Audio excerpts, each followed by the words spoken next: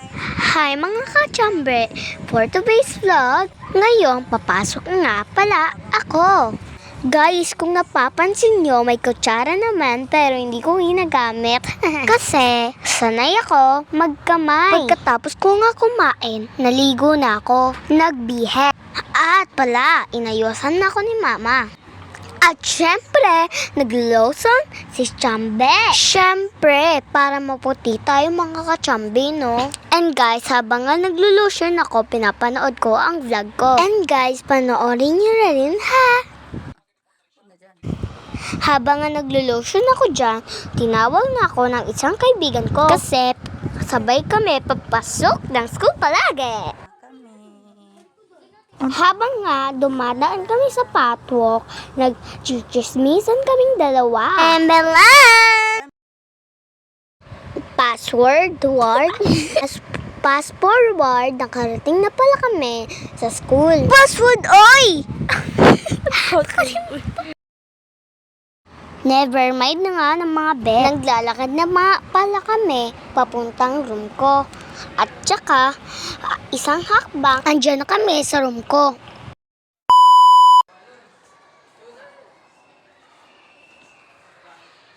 Konti pa nga lang ang mga tao dito yung pagkapasok ko. Buti na lang dumating agad si Luna yung pagkapasok ko.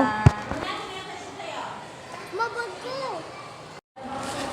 Dating nila sulat agad. Ang ginagawa pala ng teacher ko, pagkapasok niya, pinapasulat nga pala kami ng pangalan. Ito ang kanilang room. Wala pa yung mga kaklase niya. Lagay ko siya dito kasi kaharap sa electric pan. Ay, Luna! Ano din mo? Luna. Ginagawa. Uuwi na pala si mama dyan kasi may iikasuhin siya. Si Lola pala. Uwi na rin ako.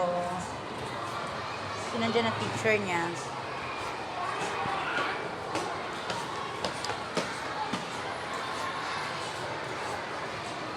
Daming estudyante.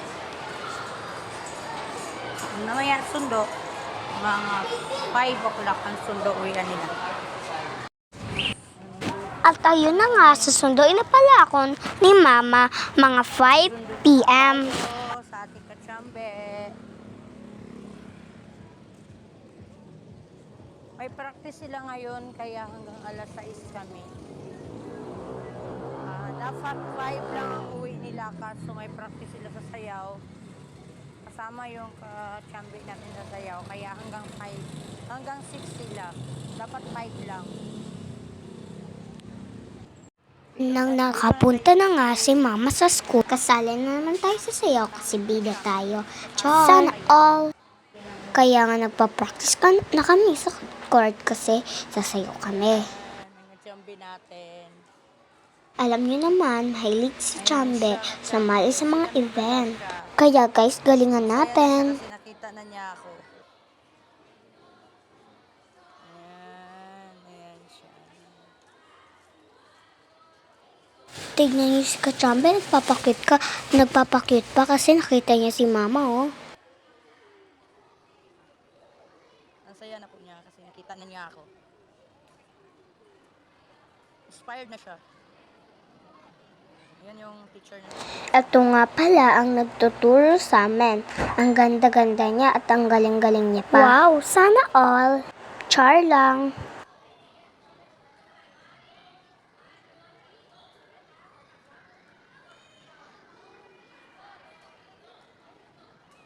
Hindi pa yan yung final nila na groupings. Yung iba nakaupo pa. At yan nga, may dalawa nga pala si mama sa aking food. Kumuha siya ng favorite niya. Ayan. Hotdog na may tinapay. 7-Eleven together with. Ayan na. Gumugong.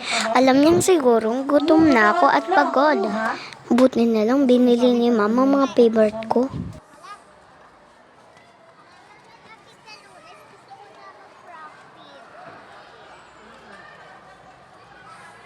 At sa mga part na nga niya, tapos na kami mag-practice. Kaya nga, uuwi na kami. Yes! Uwian na.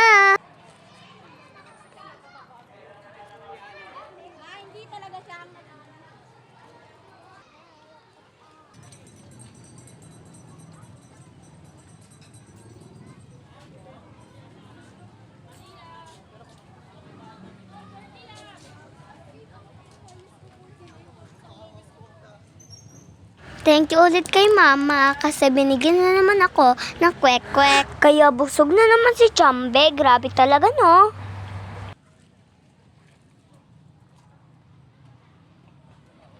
Shout out mo nga pala sa nagtitinda ng kwek-kwek. Grabe, ang sarap na nila magluto. Kaya ito ang palagi aking binibili ni mama.